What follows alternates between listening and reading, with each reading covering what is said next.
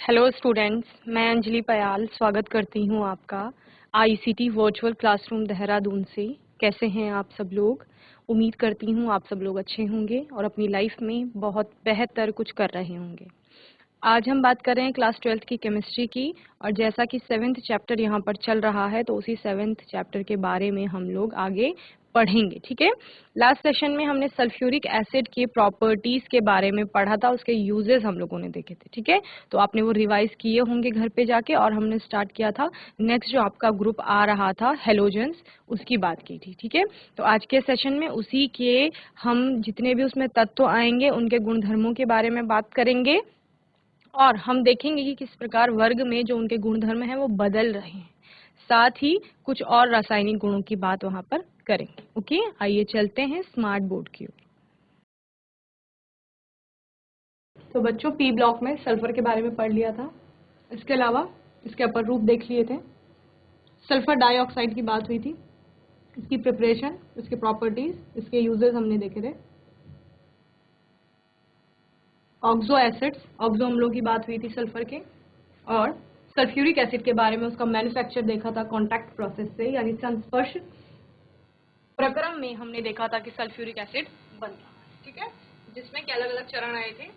पहला, sulphur dioxide का preparation किया जाता है, यानी कि सल्फर को जलाया जाता है, या हम क्या कहेंगे, कोई भी जो अयस्क है जहां पर सल्फर उपस्थित है उसको जलाया जाएगा और वहां से SO2 गैस निकलेगी। ठीक है, वो SO2 इम्प्योर स्टेट में होती है, यानी अशुद्ध अवस्था में, और फिर उसका प्योरिफिकेशन का प्रोसेस शुरू होता है अलग अलग चैम्बर्स में। ठीक है, जहां पर कि पहले क्या होता है कि जो आपका SO2 है उसके साथ उसका धूल अवक्षेपक में उसको पास किया जाता है। ठीक है, देन उसके बाद उसको क्या किया जाता है, धूल अवक्षेपक से पास कराने के बाद वहां पर पानी उसके ऊपर डाला जाता है ताकि वो ठंडी हो। देन फिर क्या किया जाएगा, नेक्स्ट चैम्बर में हमने देखा था कि कंसंट्रेट H2SO4 से उसको वॉश किया जाता है, ड्राई कराया जाता है।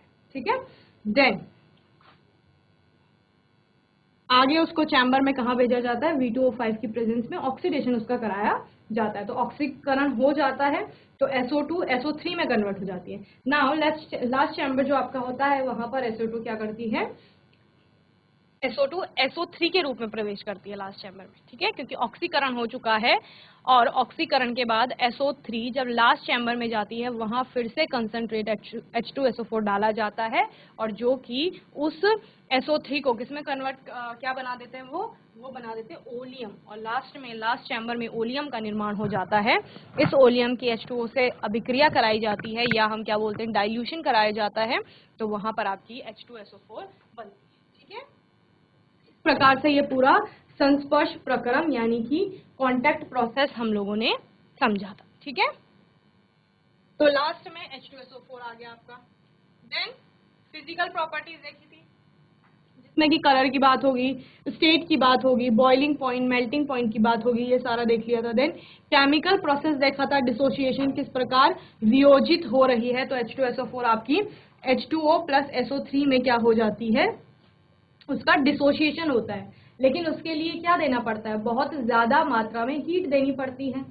नॉर्मली सल्फ्यूरिक एसिड क्या होता है, क्वाइट स्टेबल होता है, यानी स्थायी अवस्था में पाया जाता है। बहुत ज्यादा हीट देंगे तो हीट देने से तब उसका डिसोसिएशन होगा, और वो किस में होगा, वाटर और सल्फर ट्राइऑक्साइड में होगा। ठीक है, एसिडिक कैरेक्टर इसके देखे थे, और सॉल्ट के साथ एक्शन देखा था कि सॉल्ट के साथ किस प्रकार से अभिक्रिया करेगी।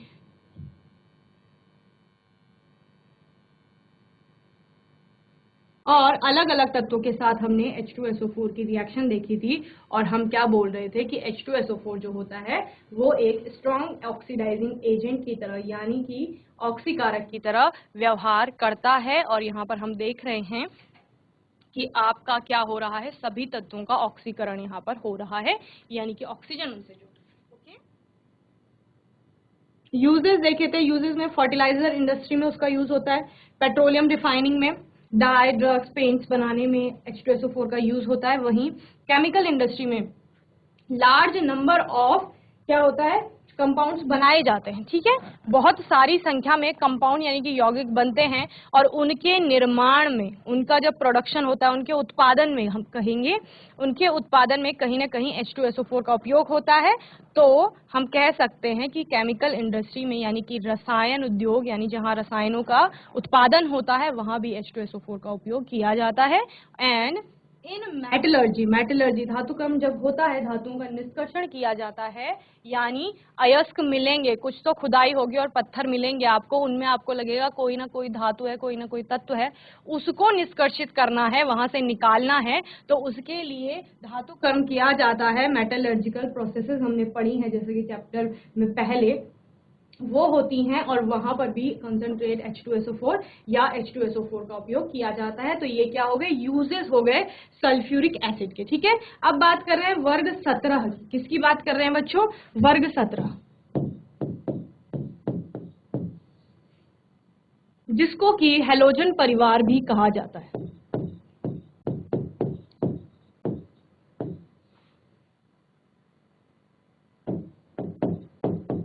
हेलोजन क्यों कहा जाता है, क्योंकि जो ये सारे तत्व हैं, किसके, ग्रुप 17 के तत्व हैं, वो हेलो यानी सॉल्ट, जन से, जेनेसिस वर्ड से आया है, जेनेस यानी कि उत्पादन, ठीक है, प्रोड्यूस करना, यानी ऐसे तत्व जो हेलो यानी सॉल्ट का उत्पादन करते हैं। तो सॉल्ट का उत्पादन यानी कि लवणों का जो उत्पादन होगा, निर्माण होगा, वो इन सारे तत्वों के द्वारा होता है, इसीलिए इनको हेलोजेंस कहा जाता है, ठीक है। तो हेलोजेंस में आ गए ग्रुप 17 के एलिमेंट, जिनमें कि क्या क्या है, फ्लोरीन आएगा, क्लोरीन आएगा, ब्रोमीन, आयोडीन, एस्टेटिन, ये सारे आपके तत्व आए, ठीक है। अब प्रॉपर्टीज क्या है, गुण क्या है इनमें। सबसे पहले बात करेंगे इलेक्ट्रॉनिक कॉन्फ़िगरेशन ऑफ ग्रुप 17 यानी कि वर्ग 17 के तत्वों का इलेक्ट्रॉनिक विन्यास।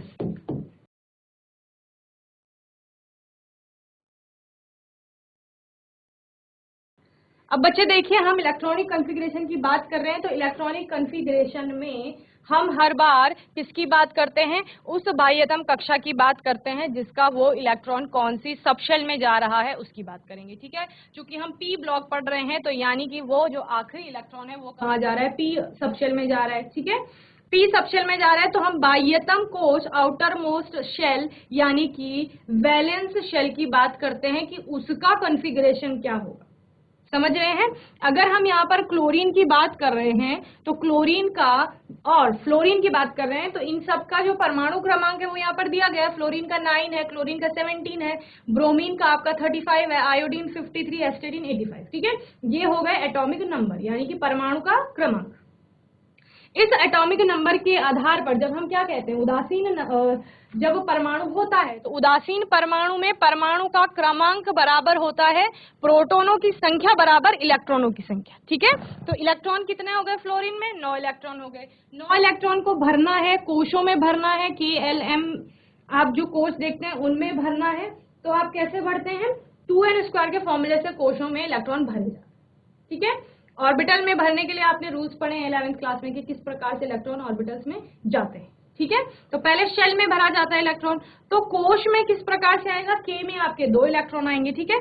जैसे फ्लोरीन का एग्जांपल ले लेते हैं, तो फ्लोरीन F जिसका परमाणु क्रमांक 9 है, उसकी पहली कोश में कितने इलेक्ट्रॉन आएंगे, 2, 2n² से n कितना हो जाएगा, 1 हो जाएगा ना, क्योंकि पहली कोश है, तो 2n² से 2। उसके बाद नेक्स्ट में कितने आएंगे, नेक्स्ट में कितने आते हैं, L में 8, ठीक है।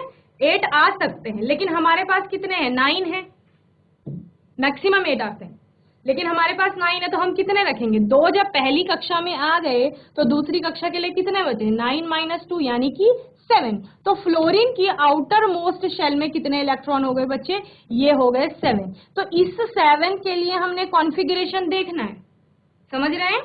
यानी कि ये फ्लोरीन का न्यूक्लियस हो गया, ये इसकी पहली कोश हो गई, ये दूसरी कोश हो गई। पहले में 2 इलेक्ट्रॉन है, दूसरी में आपके कितने हैं, 7 इलेक्ट्रॉन है, ठीक है। पहली और जो आपकी शेल होती है, पहले कोश के लिए जो उपकोश होते हैं वो क्या होते हैं, सिर्फ ऐसी होती है, ठीक है। कि दोनों ही जो आपके इलेक्ट्रॉन होंगे वो कहाँ जाएंगे, एस वाली सब शेल में जाएंगे, जिसका कि एक ही ऑर्बिटल होता है, दोनों इलेक्ट्रॉन वहां जाते हैं। उसके बाद दूसरे नंबर की जो कोश है, इसके लिए सब शेल कौन कौन सी होती है, इसके लिए होती है सब शेल एस एंड पी, दो सब शेल हो जाती हैं। इन दोनों सब शेलों में ऑर्बिटल्स कितनी होती है, एस की होती है बच्चे एक ही ऑर्बिटल, और पी की कितनी बनती है, पी की बनती है 3 ऑर्बिटल।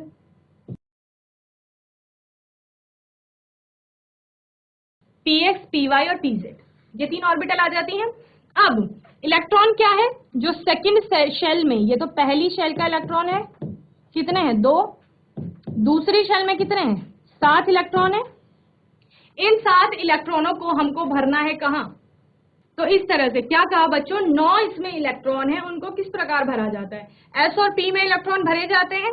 एस में आपके कितने इलेक्ट्रॉन आएंगे बताओ, एक ऑर्बिटल में मैक्सिमम 2 इलेक्ट्रॉन आ सकते हैं, ये आपने रूल पढ़ा था, ठीक है। तो यहाँ पर एस की एक ही ऑर्बिटल है, तो 2 इलेक्ट्रॉन इसमें आ जाएंगे, ओके। देन पी की ऑर्बिटल भरी जाएगी, और हमने रूल क्या पढ़ा था कि पहले सभी ऑर्बिटल को हाफ फिल्ड करना होता है, देन पेयरिंग शुरू होती है। हाफ फिल्ड भरने का मतलब क्या है कि पहले एक एक इलेक्ट्रॉन सारी ऑर्बिटल में जाएगा। कितनी ऑर्बिटल दिख रही है आपको, 1 2 3, पी की 3 ऑर्बिटल दिख रही है, P X, P Y, P Z, clear है। तो पी की तीनों ऑर्बिटल में एक एक इलेक्ट्रॉन जाएगा, 7 में से 2 इलेक्ट्रॉन यहां आ गए एस में। अब कितने बचे, 5 इलेक्ट्रॉन बच गए। 5 की फिलिंग आप कैसे करते हो, 1 2 3, 3 इलेक्ट्रॉन के बाद अब पेयरिंग शुरू होगी, क्योंकि एक ऑर्बिटल में आ सकते हैं 2 इलेक्ट्रॉन, ठीक है। यहां से पेयरिंग शुरू हुई तो ये चौथा इलेक्ट्रॉन आया, देन ये 5th वन, हो गए 5 इलेक्ट्रॉन। अब आप बताएंगे एस में कितने इलेक्ट्रॉन हो गए, एस में हो गए मैम 2 इलेक्ट्रॉन, ठीक है। और पी में कितने हो गए, बताओ हाथ से बताओ, पी में कितने इलेक्ट्रॉन है, पीआईसी पागलपुर में पी ऑर्बिटल में कितने इलेक्ट्रॉन दिख रहे हैं, हाथ से बता दो कितने दिख रहे हैं। देखो 7 इलेक्ट्रॉन थे ना, 7, 7 में से 2 आ गए एस में। अब 7 में से 2 गए तो कितने बचे, वेरी गुड, 5 इलेक्ट्रॉन बच गए। वो 5 कहाँ आए, वो 5 आए इस पी में, सिट डाउन, वेरी गुड। 5 आ गए तो S2P5 हो गया है। अब N लगा देंगे इसके आगे, यानी N जो नंबर ऑफ शेल होगी, जितने नंबर की वो शेल होगी उसके लिए हम कह रहे हैं, तो वो कुछ भी हो सकती है। फ्लोरीन के लिए वो कौन सी है, सेकंड शेल है ये वाली, तो यानी इसका जो इलेक्ट्रॉनिक कॉन्फ़िगरेशन होगा वो कैसा हो जाएगा, ये हो जाएगा 1s2 एंड 2s2 2p5, ठीक है। तो ये है बाह्यतम कोश के लिए इलेक्ट्रॉनिक कॉन्फ़िगरेशन, ठीक है। बात करेंगे क्लोरीन की, तो इसी प्रकार क्लोरीन का भी जो बाह्यतम कोश होगा उसके लिए जो कॉन्फ़िगरेशन आएगा वो यही आएगा S2P5, समझ रहे हैं। यानी उसकी भी बाह्यतम कोश का इलेक्ट्रॉन s ऑर्बिटल में 2 होंगे और p ऑर्बिटल में होंगे 5, टोटल कितने हो गए 7। यानी कि सभी जो एक वर्ग में, हमने क्या पढ़ा था 10th क्लास में, एक वर्ग में आने वाले तत्वों, ठीक है, वर्ग क्या होता है, जो ऊर्ध्वाधर कॉलम होते हैं आपके, समझ रहे हैं। इन एक वर्ग में आने वाले तत्वों की वैलेंसी जनरली सेम होती है, या बाह्यतम कोश में नंबर ऑफ इलेक्ट्रॉन्स इनके सेम होते हैं। तो सभी के बाह्यतम कोश में 7 इलेक्ट्रॉन मिलेंगे। बाह्यतम कोश समझते हैं, सबसे बाहर वाला जो ये है, ठीक है। तो 7 इलेक्ट्रॉन मिलेंगे। उन 7 इलेक्ट्रॉनों के लिए कॉन्फ़िगरेशन सबके लिए क्या आएगा, NS2NP5 आएगा, क्लियर है। यही हमने किसके लिए देखा था, ग्रुप 16 के लिए देखा था, वहां पर आपका NP5 की जगह NP4 हो गया था, और 15 में NP4 की जगह NP3 हो गया, क्लियर है। तो ये इलेक्ट्रॉनिक कॉन्फ़िगरेशन होता है जनरली फॉर ग्रुप 17 एलिमेंट्स, ठीक है। तो हम क्या कहेंगे कि जो ग्रुप 17 के यानी वर्ग 17 के तत्व हैं उनके बाह्यतम कोश में 7 इलेक्ट्रॉन पाए जाते हैं, जिनको आप संयोजी इलेक्ट्रॉन भी कहते हैं, और उन 7 संयोजी इलेक्ट्रॉनों के लिए इलेक्ट्रॉनिक विन्यास होता है NS2NP5, ओके, क्लियर है। चलिए नोट करिए।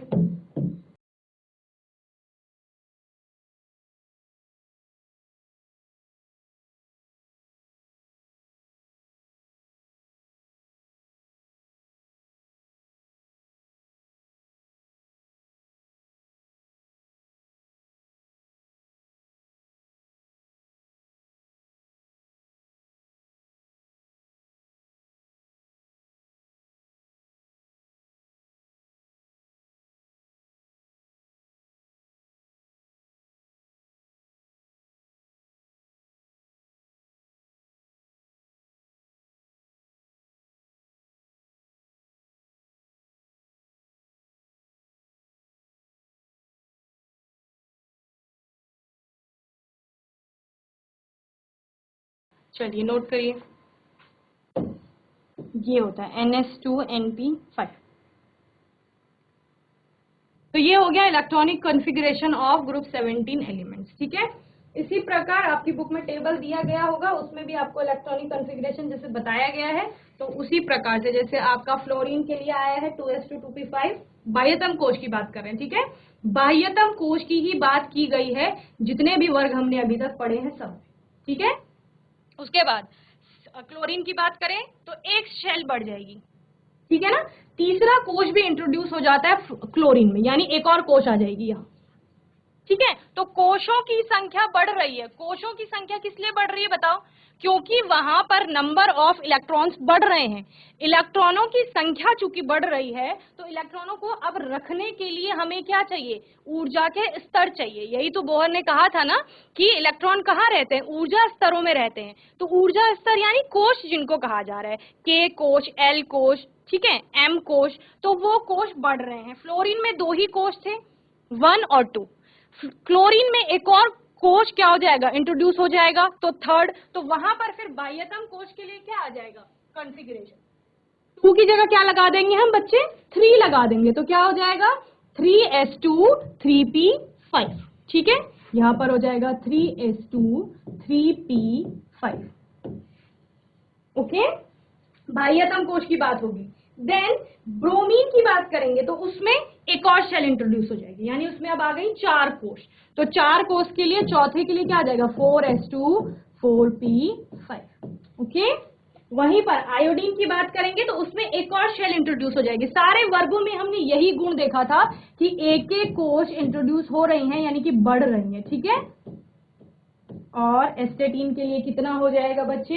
एस्टेटीन में आ जाएगा आपके 6s2 एंड 6p5, ठीक है, बाह्यतम कोश के लिए। तो इस प्रकार से कॉन्फ़िगरेशन आपका बनेगा। तो ये पहला गुण हो गया किसका? ग्रुप 17 के आपके तत्वों का। सिंपली कुछ नहीं कहना है आपको, सिंपल इतना लिखना है कि इलेक्ट्रॉनिक विन्यास जो होता है, चूंकि क्या हो रहा है? इलेक्ट्रॉनों की संख्या बढ़ रही है, उससे क्या हो रहे हैं? कोशों की संख्या बढ़ रही है, और फिर आप क्या देखते हैं कि इनका जो जनरल इलेक्ट्रॉनिक कॉन्फ़िगरेशन आता है, यानी कि सामान्य इलेक्ट्रॉनिक विन्यास आएगा बाह्यतम कोश के लिए, वो NS2NP5 आएगा। इसीलिए इनको p ब्लॉक में रखा गया, क्योंकि इनका आखिरी इलेक्ट्रॉन कहाँ जा रहा है? p ऑर्बिटल में जा रहा है। ये वाला है आखिरी इलेक्ट्रॉन, जो कि कैसा है? अनपेयर्ड है। क्लियर? चलिए, समझ आ गया है? हैंड रेज करिए, समझ आ गया है तो। Very good. चलिए next property, ionic and atomic radii, यानी कि परमाणविक और आणविक, आयनिक त्रिज्या, ठीक है, परमाणविक और आयनिक त्रिज्या, ठीक है। अभी क्या होता है? देखो, हमने बोला फ्लोरीन में थे 2 ही कोश, सिंपल सी बात है। हमने लिया फ्लोरीन, क्लोरीन लिया, ब्रोमीन लिया, आयोडीन लिया, 4 तत्व ले लिया, ठीक है। हम फ्लोरीन क्या है वर्ग में? फ्लोरीन है सबसे ऊपर, यहां है ना फ्लोरीन, और एस्टेटीन है सबसे नीचे, ठीक है। फ्लोरीन सबसे ऊपर है, एस्टेटीन सबसे नीचे है। तो ये सबसे ऊपर वाला तत्व है फ्लोरीन, और आयोडीन है नीचे वाला, वर्ग के नीचे वाला तत्व। तो हम चल रहे हैं फ्लोरीन टू आयोडीन या एस्टेटीन, यहाँ पे आप एस्टेटीन भी लिख रहे हैं, ठीक है। अब आप क्या देख रहे हो? हमने कहा फ्लोरीन में कितनी कोश हैं? बताओ, हाथ से बताओ, फ्लोरीन में कितने कोश हैं? कितने कोश देखे थे फ्लोरीन में? कोशों की संख्या 2, ठीक है, 2 कोशों की संख्या थी, ठीक है, वेरी गुड। तो 2 कोश यानी ये आपका हो गया नाभिक। नाभिक में क्या होते हैं? न्यूट्रॉन और प्रोटॉन होते हैं, ठीक है। 1 कोश और 2 कोश, ये फ्लोरीन के 2 कोश हो गए। क्लोरीन में कितने होते हैं? एक एक कोश बढ़ते जाएंगे। क्लोरीन में वेरी गुड 3 कोश, ये क्लोरीन का है 1 2 3। ब्रोमीन में एक और कोश आ जाएगी, यानी कितने हो गए अब? 4, वेरी गुड 4।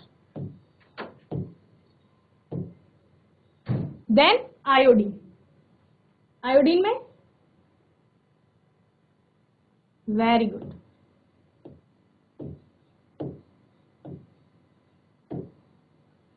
और इसी प्रकार एस्टेटीन में बनाएंगे तो कितने हो जाएंगे 1 2 3 देन 4 5 एंड 6 इस तरीके से बना रहे। ठीक है, तो कुछ अंतर दिख रहा है सभी में, बताओ कुछ अंतर दिख रहा है?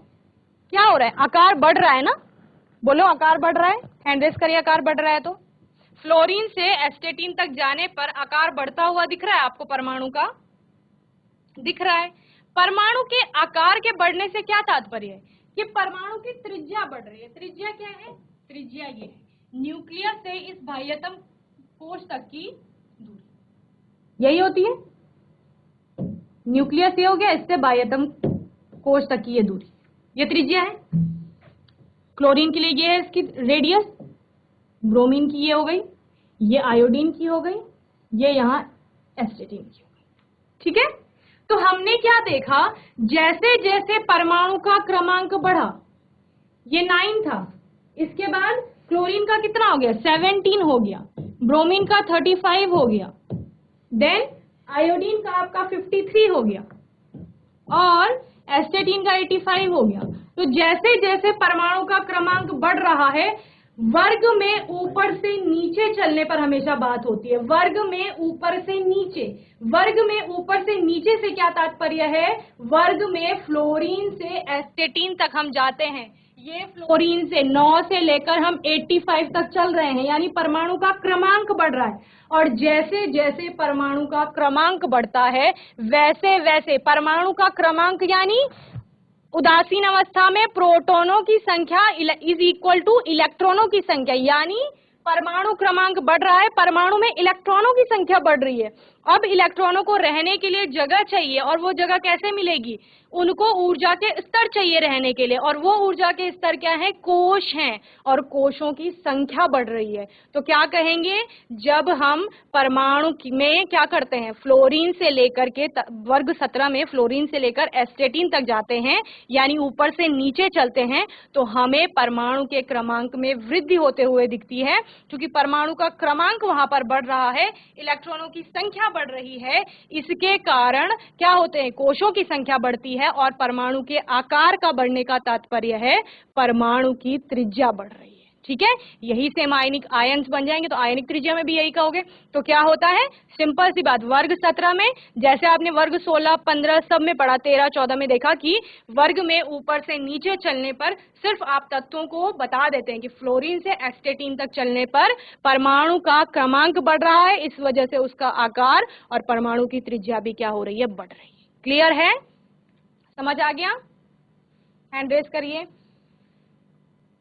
नहीं आया तो क्या कहा गया? परमाणु का क्रमांक बढ़ रहा है ना। परमाणु का क्रमांक यानी परमाणु का क्रमांक क्या होता है बताओ? प्रोटॉनों की संख्या होती है, और उदासीन अवस्था में प्रोटॉनों की संख्या बराबर होती है इलेक्ट्रॉनों। ठीक है, मैंने आपको सिंपली बोला फ्लोरीन में है 9 इलेक्ट्रॉन, इसको 2 कोश चाहिए, 2 यहाँ इलेक्ट्रॉन रख देगा, 7 इस वाली शेल में रख देगा। दूसरी क्लोरीन है, क्लोरीन पहले में 2 रखेगा, दूसरे में 8 रख देगा, और तीसरे में 7 रख देगा। इस तरह से उसका इलेक्ट्रॉनिक कॉन्फ़िगरेशन चलेगा। तो परमाणु का आकार आपको बढ़ता हुआ दिख रहा है ना, बड़े बड़े नहीं दिख रहे हो। कोश देखो, कोशों की संख्या बढ़ रही है ना। तो बच्चे, नाभिक से उस बाह्यतम कोश की दूरी, ये नाभिक है एस्टेटीन का, और यहां से इस बाह्यतम कोश की दूरी बढ़ गई है, यही तो त्रिज्या है। देखो, एक सर्कल है, एक वृत्त है, और वृत्त की त्रिज्या क्या होती है? जो उसका केंद्र है वहां से उसकी बाह्यतम जो सीमा है वहां तक की एक साइड की जो डिस्टेंस होती है वही त्रिज्या होती है। तो इसी त्रिज्या की बात कर रहे हैं कि यहां से लेकर के और यहां तक की जो डिस्टेंस है, ये बढ़ी है या नहीं बढ़ी है? बढ़ी है ना, फ्लोरीन से लेकर एस्टेटीन तक। फ्लोरीन की बात करें तो वो डिस्टेंस बस इतनी सी थी। फ्लोरीन की बात करें, माना ये ए बी थी डिस्टेंस, और यहां अगर एस्टेटीन की बात करें तो ये डिस्टेंस सपोज एक्स वाई है। ठीक है, तो आपको पता है एक्स वाई क्या दिख रहा है? Is greater than A B, यानी कि एक्स वाई ए बी से ज्यादा है। एक्स वाई की जो लेंथ है, लंबाई है, वो ए बी से ज्यादा है, यानी कि जो एस्टेटीन की त्रिज्या है, परमाणु की त्रिज्या है, वो फ्लोरीन के परमाणु की त्रिज्या से अधिक है। तो हम क्या कहेंगे? फ्लोरीन से एस्टेटीन तक चलने पर हमें क्या दिखाई देता है? परमाणु का आकार बढ़ता है, यानी कि परमाणु की त्रिज्या बढ़ रही है। अब समझ गए? बोलो। पागलपुर मां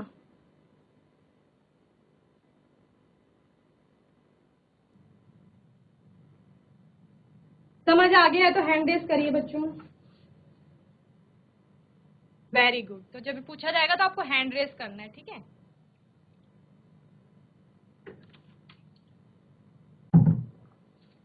चलिए, तो क्या लिखेंगे यहाँ पर? ये ड्रॉ कर लिया होगा आपने। लिखिए, वर्ग 17 में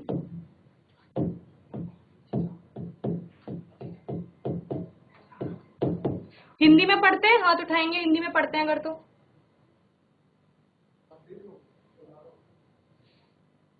ओके, वर्ग 17 में फ्लोरीन से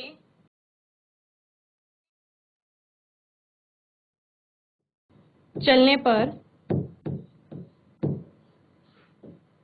परमाणु के क्रमांक में वृद्धि होती है, जो दिख रहा है 9 से लेकर 85 हो रहा है परमाणु का क्रमांक, ठीक है। अतः परमाणु के आकार में वृद्धि होती दिखती है।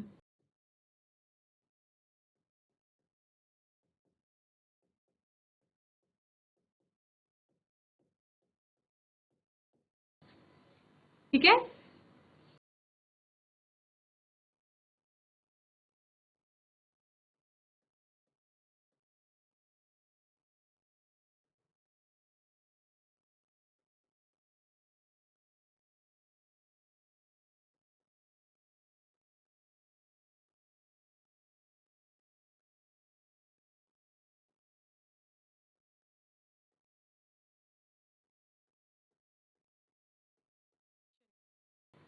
और आप क्या लिख सकते हैं, और आप बता सकते हैं कि अधिक प्रभाव नाभिकीय आवेश के कारण भी क्या होता है, हेलोजनों की आयनिक त्रिज्या आवर्त में सबसे छोटी होती है और फ्लोरीन की परमाणु त्रिज्या दूसरे आवर्त के अन्य तत्वों के समान बहुत छोटी होती है, लेकिन क्वांटम कोशों की संख्या में फ्लोरीन से आयोडीन तक वृद्धि होने के कारण परमाणु तथा आयनिक त्रिज्या में वृद्धि होती है। यानी कि अगर आप आवर्त के और तत्वों से कंपेयर करें, फ्लोरीन से पहले आपका ऑक्सीजन आया था, नाइट्रोजन आया था, ठीक है, आवर्त यानी 36 पंक्तियां जो होती हैं, तो वहां इनका आपको प्रभावी नाभिकीय आवेश क्योंकि बढ़ गया है तो आकार छोटा लगता है, लेकिन जब वर्ग में आप चलते हैं तो वर्ग में आकार आपको बढ़ता हुआ दिखाई देता है, ठीक है।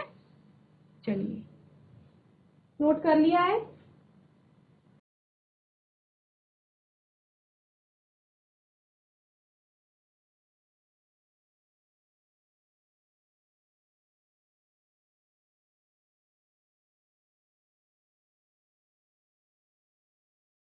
देखो, ये सारे जो पहले हमने ग्रुप्स पढ़े हैं उनमें हमने अच्छे से पढ़ा है। ग्रुप 15 में बहुत अच्छे से समझा इस चीज को कि कैसे वर्ग में हम ऊपर से नीचे चलते हैं जब, तो तत्वों के गुण धर्मों में किस प्रकार से प्रभाव पड़ता है, उनके परमाणु के क्रमांक का और उनके परमाणु के द्रव्यमान का, ठीक है। सिंपल सी बात है। तो वही चीजें आपको सब जगह लिखनी है, बस आपको वैल्यूज एक्सट्रैक्ट करनी है और तत्व बदलने हैं। यानी ग्रुप 16 की बात करेंगे तो कुछ और तत्व आएंगे, ग्रुप बदल जाएंगे तो ग्रुप के बदलने से क्या होगा, ग्रुप 16 में कुछ और तत्व आएंगे, 17 में कुछ और आएंगे, 15 में कुछ और आप पढ़ेंगे, ठीक है।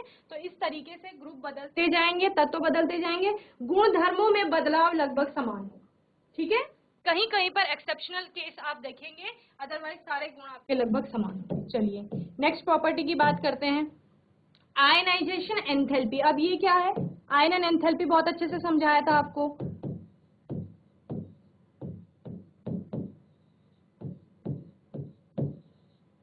आयनन एंथैल्पी क्या है, कोई भी परमाणु है उसके बाह्यतम कोश में जो इलेक्ट्रॉन है, ठीक है, जो नाभिक से बंधा हुआ है, नाभिक से क्या हो रहा है, आकर्षण बल मिल रहा है उसको, नाभिक पॉजिटिवली चार्ज है, धनावेशित है, क्योंकि प्रोटॉन है वहां पर, न्यूट्रॉन भी है पर न्यूट्रॉन पर कोई आवेश नहीं, ठीक है। तो नाभिक पूर्ण रूप से कैसा है, धनावेशित है।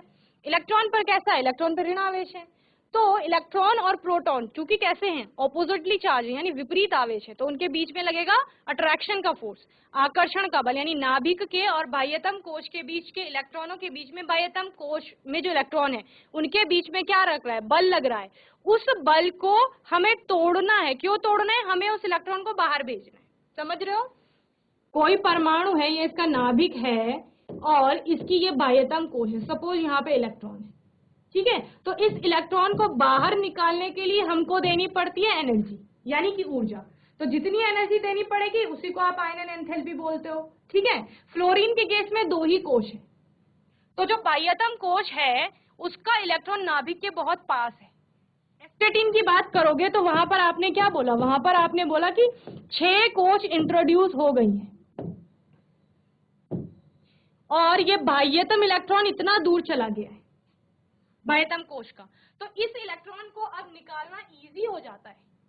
जैसे जैसे कोशों की संख्या बढ़ती है, परमाणु का आकार बढ़ता है, हम क्या कहते हैं, उसकी आयनन एंथैल्पी कम होती जाती है। आयनन एंथैल्पी यानी अब हमको ऊर्जा कम देनी पड़ेगी क्योंकि वो नाभिक से दूर चला गया है, नाभिक का प्रभाव वहां पर कम हो जाता है। नाभिक का प्रभाव कम हो गया तो इजीली कम एनर्जी देकर भी आप इस इलेक्ट्रॉन को बाहर निकाल सकते हैं। यानी क्या समझे कि फ्लोरीन से एस्टेटिन तक चलने पर चूंकि परमाणु का क्या हो रहा है, जो आकार है वो बढ़ रहा है और नाभिक का प्रभाव कम हो रहा है, इस वजह से आप क्या कहेंगे कि जो आयनन एंथैल्पी का मान है वो धीरे धीरे क्या हो जाएगा, डिमिनिश यहाँ पर कहा जाएगा या फिर कम होता जाएगा, घटता हुआ दिखेगा। यानी कि फ्लोरीन को ज्यादा ऊर्जा देनी पड़ेगी अगर उसके बाह्यतम कोश के इलेक्ट्रॉन को बाहर निकालना है, ठीक है, और एस्टेटिन को वहीं पर कम ऊर्जा देनी पड़ेगी जब उसके बाह्यतम कोश के इलेक्ट्रॉन को निकालना है। और आपको आयरन एंथैल्पी का मान आपकी टेबल में दिया हुआ है बुक में,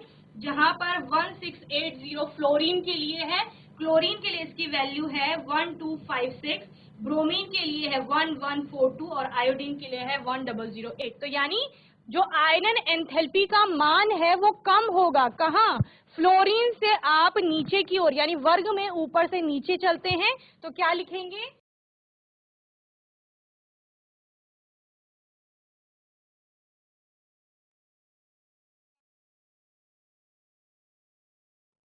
क्योंकि क्या हो रहा है, परमाणु का आकार बढ़ रहा है। परमाणु का आकार क्यों बढ़ा था, क्योंकि परमाणु क्रमांक बढ़ा था, ठीक है, परमाणु का आकार बढ़ता है, आप क्या कहेंगे, नाभिक का प्रभाव कम हो रहा है, यानी प्रभावी नाभिकीय आवेश।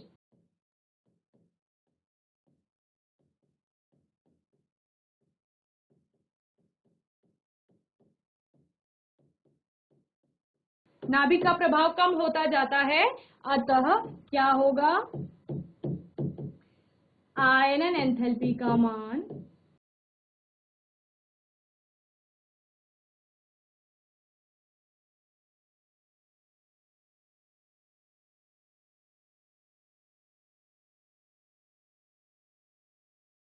कम होता जाएगा, ठीक है, कहां से, फ्लोरीन से एस्टेटिन तक। ओके, चलिए नोट करिए।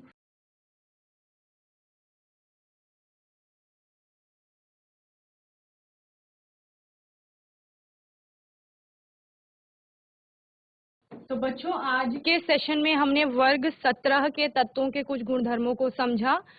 होपफुली आपको सभी गुणधर्म अच्छे से समझ में आए होंगे। कोई डाउट होगा किसी बच्चे का, कोई प्रश्न होगा मन में, तो आने वाले सेशन में आप लोग पूछ लेंगे। अपने आने वाले सेशन में हम इन्हीं गुणधर्मों को आगे पढ़ेंगे और फिर हम इन तत्वों के कुछ कंपाउंड्स भी लेंगे, यानी कि वर्ग 17 के तत्व अब किसी और तत्वों के परमाणु से जुड़ करके क्या बनाएंगे, यौगिक बनाएंगे। फिर उन यौगिकों के क्या होंगे, गुणधर्म पढ़ेंगे, उनकी अभिक्रियाएं देखेंगे, उनकी विरचन की विधियां देखेंगे, साथ ही उनके उपयोगों को पढ़ेंगे। ठीक है, तब तक पढ़ाई को अच्छे से करते रहिए, चैप्टर्स को रिवाइज करते रहिए और तब तक के लिए आईसीटी वर्चुअल क्लासरूम से जुड़ने के लिए धन्यवाद।